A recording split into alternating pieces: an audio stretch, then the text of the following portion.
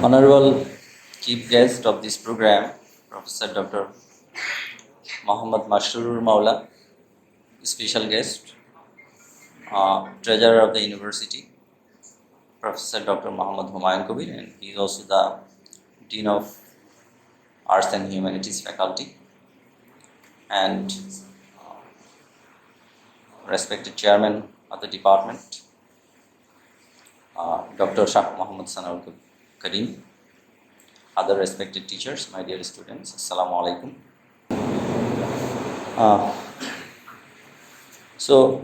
I start my presentation here. You see the title, you have already come to know about the title, Poetic Resistance, a Comparative Study of Nazrul and Walcott. So at the very beginning, I'm reading out the abstract briefly. The article wishes to place poet Kazi Nazrul Islam of Bangla literature, who lived in British colonial India, in a comparative study with the Caribbean poet Derek Walcott, who lived both under British colonialism and in post-colonial period of the region. So doing due process, following due methods, doing due analysis, doing the comparative study between the two authors, this paper aims to explore and examine the poet's identical poetic resistance expressed through approaches to nation's unity, revival of history, composition of unique literature, concern for working class people, and anti-colonial struggle. And in this textual research, we adopted the methods of new comparative study as shaped by Stephen Totosi, D. Jepetnik.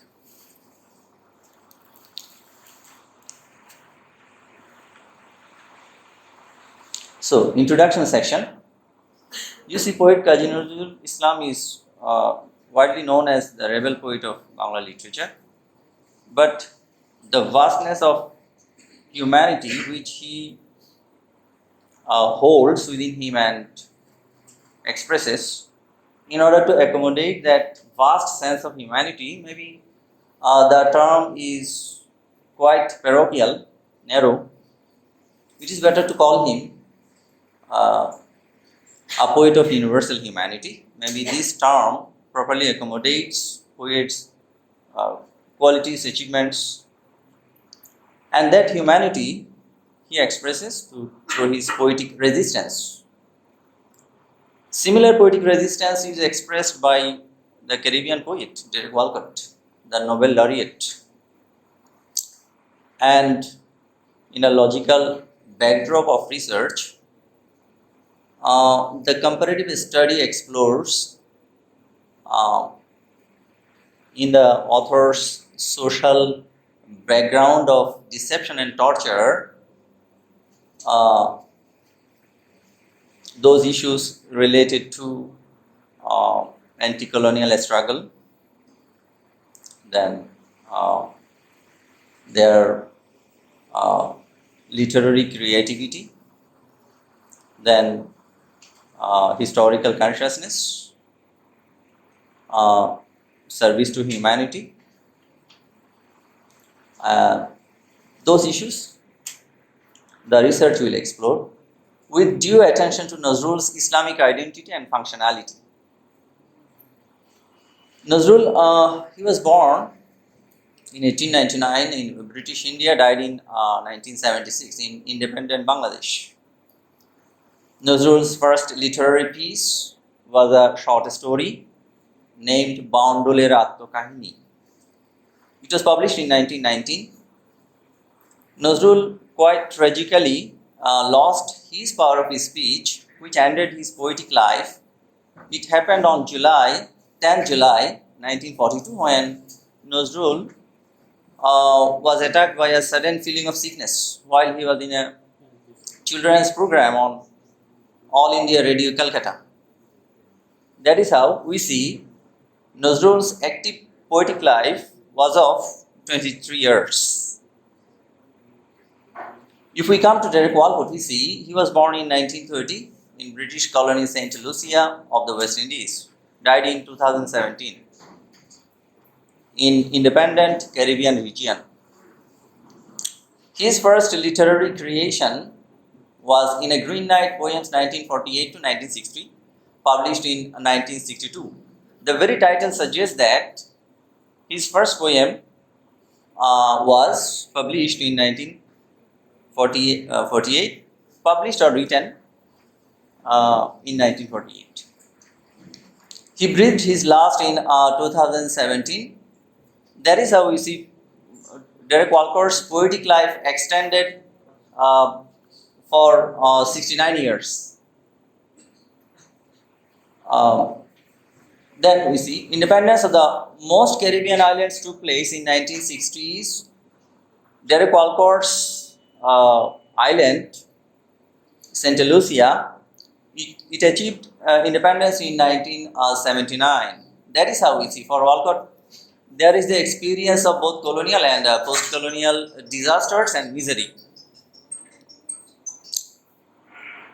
Both the poets have a strong and compassionate feeling for humanity. They express same poetic resistance. Nazrul in colonial perspective, Walcott in colonial and post-colonial perspectives. This is how aims to explore how both Nazrul and Walcott provide identical poetic resistance revolving around vital issues like nations, unity, history, unique literary creativity, rights of the working class people, and anti-colonial struggle. For the comparative study here, in translated version, some notable poems and songs by Nazrul are comparatively studied with some widely discussed poems, the Nobel lecture, and a famous interview by Walcott. If we go to the literature review section, that is how we see the picture. Comparative study of Nazrul was done with American author Whitman. In that researchers tried to uphold humanity.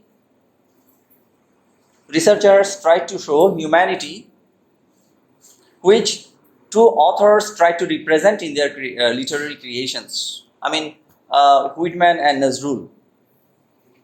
Okay. Then the researchers try to show how portrayal of humanity by the two authors is still relevant. That is what the research wants to show. Comparative, but contexts are different. America, British India, in two regions, colonial context is quite different. The kind of situation Nazrul faced with to serve humanity, such type of context was not available for Whitman. For Whitman, it was quite easy if compared to the situation or context of Nazrul. So contexts were different for the two poets. Another research has been done by putting Nazrul in a comparative position with the Irish poet W.B. Yeats. And the research tries to show how the two poets, serve humanity, how they commonly uphold nationalism, spiritual freedom, anti-colonial spirit, internationalism. Again, the researchers have done the research in two different contexts. The thing which is called linguistic hegemony or cultural hegemony was perhaps not linguistic hegemony or cultural hegemony for the Irish poet, because Ireland and England, these two regions have got similarity in terms of language, in terms of climate, in terms of culture, in terms of their looks. So, experience of Yeats and experience of Nazrul not same. And the research discloses that Nazrul and Yeats respectively have got Islamic and Catholic identity, though the research wants to show Nazrul as a Muslim poet, but at the same time a socialist poet. That is how the research shows its finding. Another research is done putting Nazrul in comparative position with the Martinique poet Aimé Césaire. Okay, quite similar are the two contexts. Nazrul's context, Césaire's context, quite similar. But the perspective and theory the research represents is exhaustingly elaborate. Nazrul is shown as a socialist, completely omitting his Islamic identity and functionality. But what is noteworthy is Nazrul has written hundreds of Islamic songs in his mature years in 1930s. One example can be cited here, Omar Ramjanero Rojar Sheshe. In this song, there is a line, spend all your wealth today for the sake of the Lord. It of course indicates zakat, one important component of Islam. Then another song, Khudaro Premier Sharabo Piye, Behush Hoye Roi Pore, drinking the nectar of love, for Allah faint I remain. Here there is the reflection of Sufism. So a poet in his mature years has written Islamic songs, hundreds in number, emphasizing zakat, upholding Sufism. This great aspect, unavoidable aspect, has been avoided by the research by Hassan.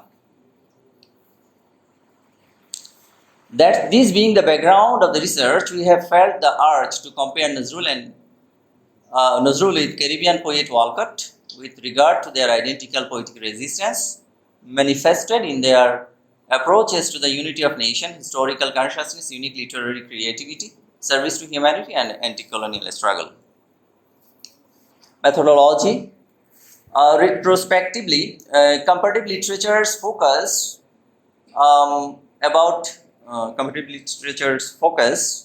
there is a viewpoint, European literature and later on European American literature concentrated on by comparative literature, no other literature. That is a viewpoint is there. So from this viewpoint, what is explicit, obvious is Eurocentrism. There is Eurocentrism in comparative literature. So there is such an argument placed against the tradition or habit of comparative literature. That is why theorist Esteban Totosi de Jepetnek arrives with a new comparative literature in order to do justice in this regard. Ideas about the new comparative literature he expresses in the book Comparative Literature, Theory, Method, Application, in that book. In that book, he mentions 10 general principles of comparative literature. From these 10 general principles, some are adapted for this research.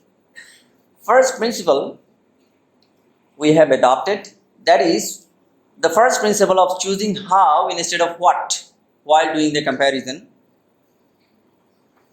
Then second general principle, to move and to dialogue between cultures, languages, literatures and disciplines. Fifth general principles we have adopted, a special focus on English because of its being lingua franca. Seventh general principle we have adopted, which is theoretical, methodological as well as ideological and political approach of inclusion. This inclusion extends to all marginal, minority and peripheral, and it encompasses both form and substance. So this is actually the section results and discussion. Here the first point on which we are going to discuss is unity of the nation. British colonial policy had been there. It was the policy of divide and rule. Divide the nation and rule, because that time the nation will be weak. It was targeted against Hindu and Muslim communities, two major communities of the then India, British India. Only Nazrul tried to encounter the problem. There was no other literary figure of Bangla literature. Nazrul arrived with his song, with his poem, Mora Eki Brinthe Duiti Kusum. Nazrul arrives with this poem.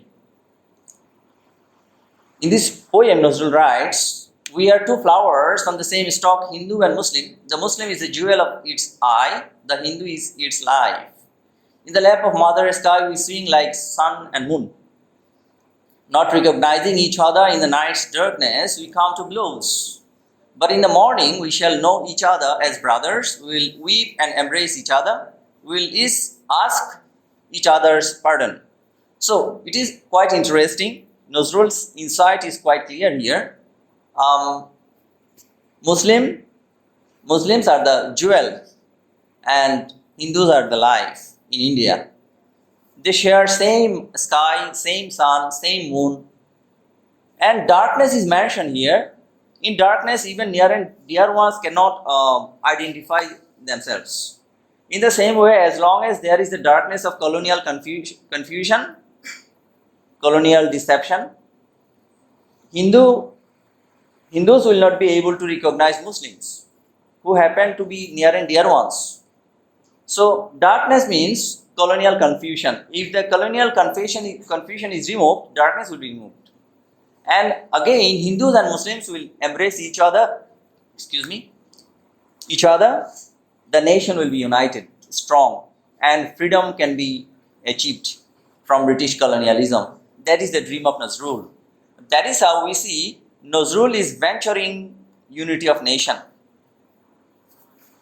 Then we see, in case of Walcott, Caribbean islands have got people of two origins. People with African origin, they were actually slaves brought from Africa. There are people who were brought from India as indentured workers. So this is how there are people with two origins. One with African origin, another is with Indian origin. So Walcott's wisdom reflects when he makes an assumption before a problem really arises.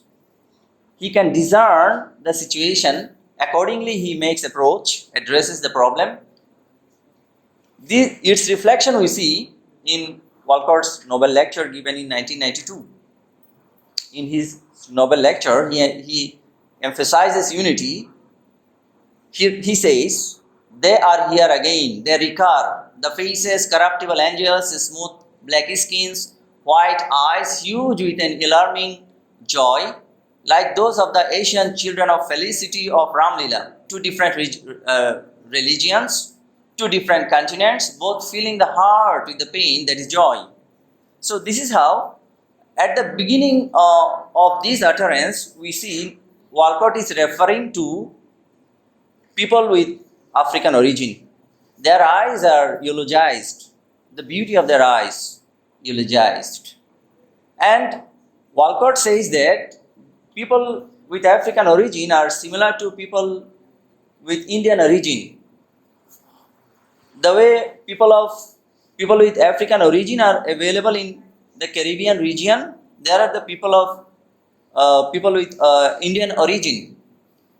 People with Indian origin are arranging festivals commemorating Ram, one important figure of Hinduism. That is appreciated by Walcott in his Nobel lecture. So this is how he is emphasizing unity among the Caribbean nation.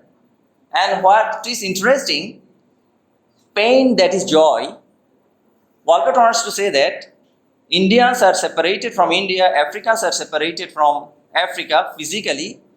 It of course has caused pain, but that pain has turned into joy coming to the Caribbean islands. So, pain turning into joy. So, what a subtle observation of Derek Walcott, pain turning into joy. Here also poet sees similarity, emphasizing this similarity, he is emphasizing unity.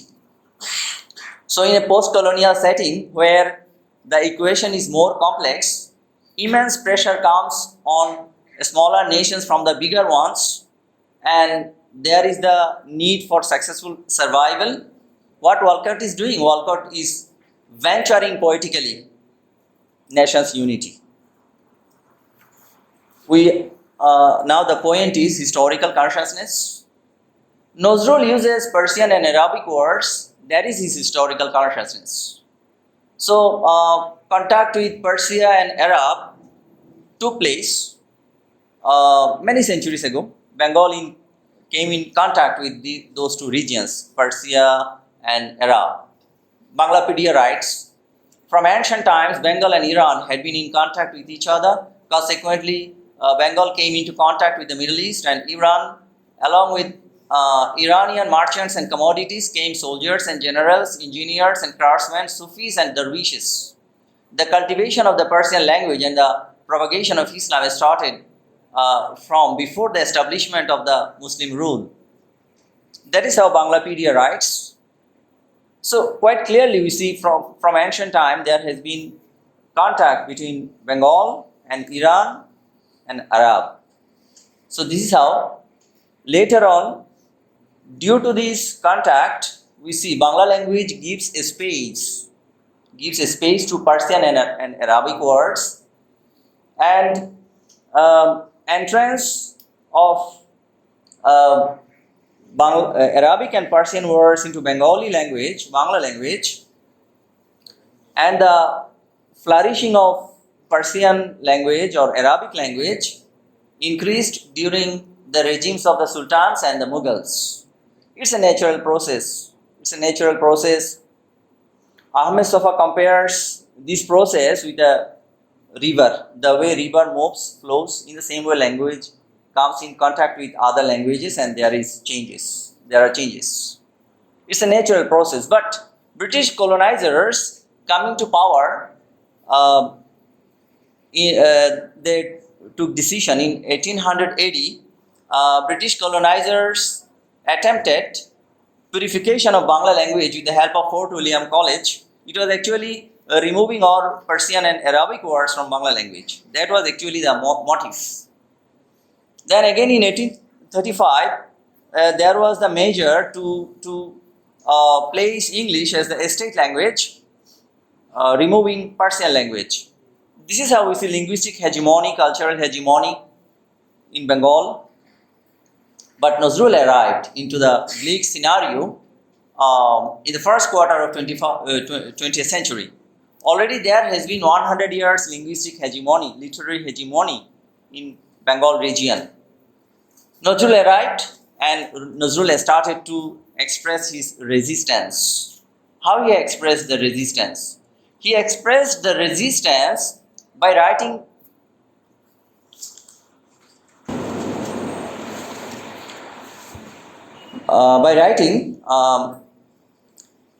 songs and poems in a harmonious, judicious and needful mixture of Arabic and Persian words.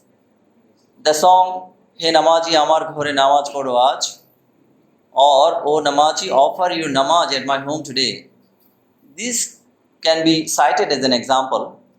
Here the Persian words are namaz, jai namaz, bekhabar, and the Arabic words sarfaraj. This is a wonderful mixture of Arabic, Persian and Bangla words you find in his write-ups. Then civilizational exchange. There is the literary tendency in Persian literature to include Sharab, Saki, Gulab, Bulbul. Nazrul himself has uttered, Iranian poets cannot think of writing poems without Sharab, Saki, Gulab and Bulbul. That is Nazrul's own utterance. Accordingly, Nazrul writes, Muhammader naam jopi chili bulbuli tui age, tai kire tur কণ্ঠেরি গান এত মধুর লাগে ওরে গোলাপ নিরিবিলি বুঝি নবীর কদম ছুঁয়েছিলি তাই তার কদমেরও খুশবু আজও তোর আতরে জাগে. ওরে ভ্রমর তুই কি প্রথম চুমেছিলি তাহার কদম আজও গুনগুনিয়ে সেই খুশি কি জানাস রে গুলবাগে. So in this wonderful song, Nazrul uses sharab, saki, gulab, bulbul, everything. So this is Persian literary tendency Nazrul includes into Bangla literature. So this is how Nazrul revives one glorious association of Bangla literature. What glorious association? Glorious association with Persian and Arabic words, literature, a millennium-old association. So this is Nazrul's linguistic resistance, which is also his historical consciousness. Then Walcott, if you look at Walcott, Walcott has at personal level confusion because of his mixed ancestry, having black grandmothers, black grandfathers, mixed blood. He thinks where to turn, divided to the vein. He writes it in his poem A Far Cry from Africa. Later on, he overcomes the confusion regarding his personal history. In his interview to Edward Hirsch, he says, I am primarily, absolutely a Caribbean writer, never an English, he says. So he overcomes his confusion regarding his personal history. Later on, he is more mature. In his Nobel lecture, he says, Antillean art is this restoration of our shattered histories, our shards of vocabulary, our archipelago becoming a synonym for pieces broken off from the original continent. Walcott wants to say that Antillean art literature are inseparably linked with African history. So Walcott belongs to that Caribbean literature, Caribbean art.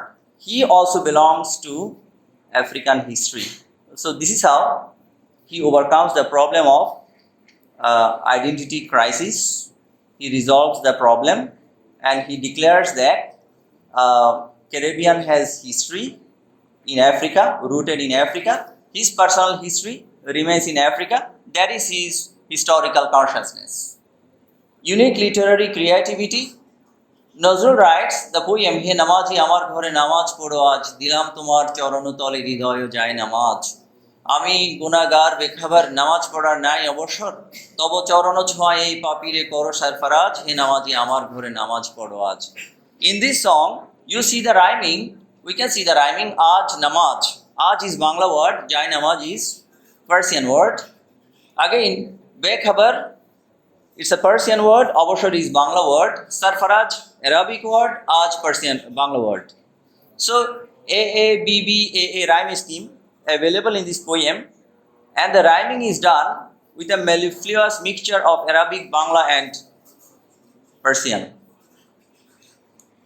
Rafiqul Islam writes, in the 1000-year history of Bengal music, Nazrul was perhaps the most original creative talent, rightly told. If we come to Walcott, we see Walcott is the literary figure to invent vers live. So it's a metrical composition, style of rhyming.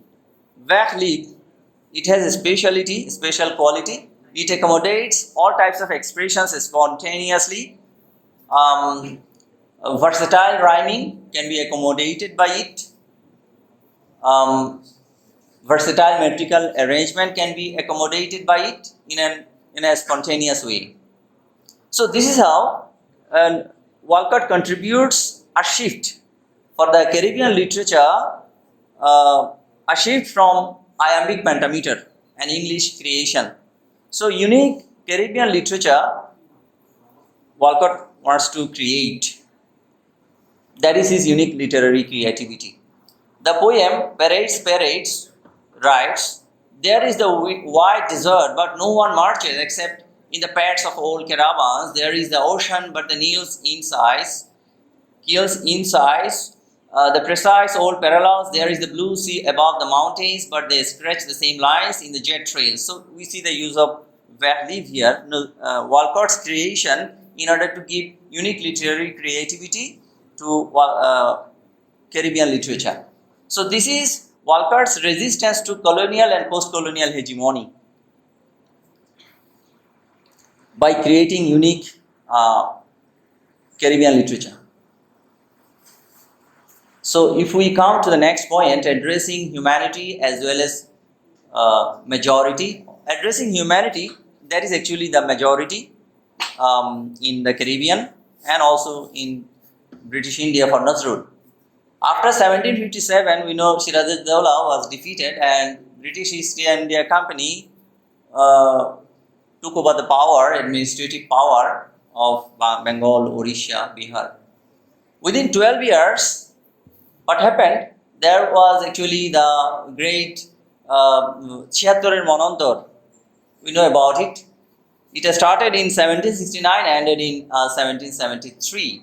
The report says as many as 10 million people, a third of the entire population died as a consequence of drought, bad harvests, British economic and administrative policies, all contributed to its catastrophic proportions. So it is quite predictable what colonizers can do to the natives. Then there arrives Poet Nazrul. And what is noteworthy, when colonizers are torturing, of course the poor people will be the worst victims. Nazrul, after his arrival, came to know it properly. Then Nazrul, upholding the cause of the poor people, writes the poems Manush, Chor Dakat, Raja Proja, Sarbohara, Shromikir Gan, Daridro, Krishaner Gan. In Daridro, Nazrul says, the way a poisonous serpent has got poison in its own body, that poison can be self-destructive if another poisonous snake bites it. In the same way, for a poor man, his poverty is self-destructive. Nazrul refers to his own poverty. That Nazrul writes, Nazrul understands the pain of poverty with his own life, expresses it in his poem Daridro. In Kishaner Gan, he says, arise, O tiller of the soil. That is how he appeals to the farmers to arise, to stand up, to fight against the oppressors. Not only the colonizers oppressed the poor people, middle class and upper class people also oppressed the poor people. That is Nazrul's experience. In the poem Kuli Mojur, Nazrul mentions an aristocrat or bhadraluk in a railway station knocks down a porter to the ground. That is observed by Nazrul. Nazrul writes, tears rushed into my eyes. Will the poor get beaten like this throughout the whole world and forever? Nazrul asks this question. So then poet threatens the whole class of the aristocrat. Then he appeals to be equal. So it is interesting. He threatens and he says he appeals to be equal. Who will be equal? Nazrul wants to say that middle class, upper class, lower class, all will be equal. That appeal is there. It is interesting, noteworthy. Nazrul writes, you answered that coolies are paid. Shut up your lips. You liars and cheats. Nazrul is threatening the upper class people, aristocratic people. Today let us all be equal and free. Let the disgrace of one be considered a shame to the whole of mankind. So Nazrul appeals all to be equal, all in terms of what? All in terms of the identity that all are human beings. So Nazrul does not support that there won't be any possession of personal property, no middle class, no upper class, no lower class. That is how Nazrul does not give the meaning here. In terms of affluences, differences will be there in society. As human beings, they will be equal. So here, Nazrul deviates from the teaching of socialism. Though when Nazrul wrote the poem Kuli Mojur, he was a member of Communist Party. But we see in his viewpoint a deviation. This deviation foreshadows what he will be in future in 1930s. That he is going to hold Islamic viewpoint, that is foreshadowed here. In this deviation, there is that prediction.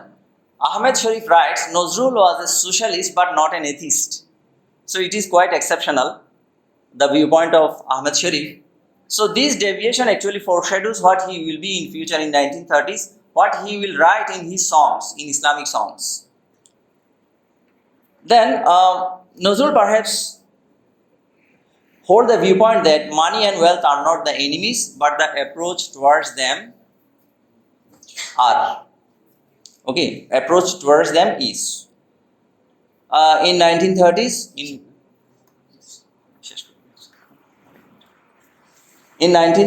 his mature stage, he talks about humanitarian economy or zakat system for the Muslims and a system of humanity for others. So he neither supports capitalism nor supports socialism.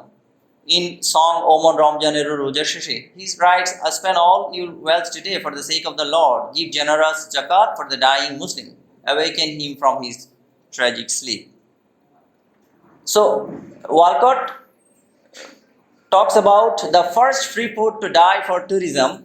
In the island Virgin, there is capitalistic development, tourism, and fishermen find life difficult. Naturally, they used to live their life, but that they can't do anymore. There is the funeral pace in their life nowadays. There is no liveliness.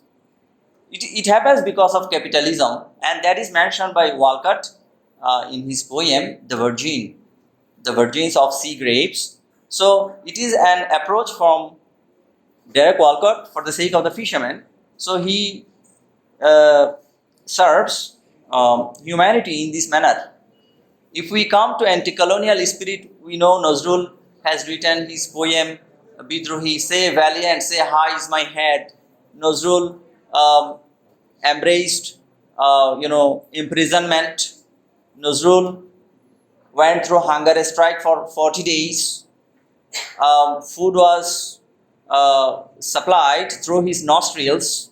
Blood came out from his nostrils. He was about to embrace death. Fortunately, it didn't happen. So Nazrul, both as a poet and as a human being, was anti-colonial. If we come to Walcott, his anti-colonial spirit he expressed in a different way. Nature, economy, culture of Caribbean islands have gone through colonialism. When colonialism is no more physically, but still the impacts are there. Against those impacts, Walcott poetically expresses his poetic resistance. That is how we can conclude Nazrul in colonial context, Walcott in colonial and post-colonial context makes similar poetic resistance, upholding nation's unity, historical consciousness, unique literary creativity, service to humanity through upholding the working class people, anti-colonial struggle. What may be the contribution of the finding of this research? Besides Nazrul's Islamic identity and wise functionality that provides a voice of universal humanity, it may contribute to raising an essential cultural awareness about timeless means of poetic resistance to aggression. Thank you very much. Assalamu alaikum.